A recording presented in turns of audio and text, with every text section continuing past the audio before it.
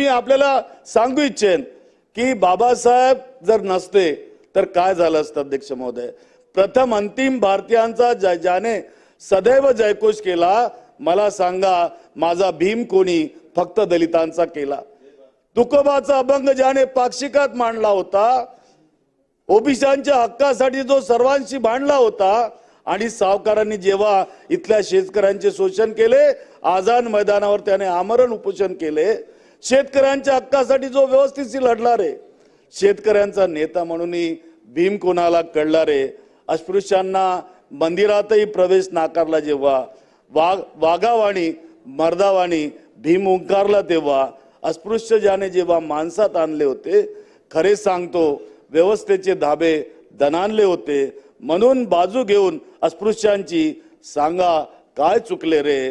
अरे होता भीम म्हणून मित्रा, भविष्य माझे टिकले रे.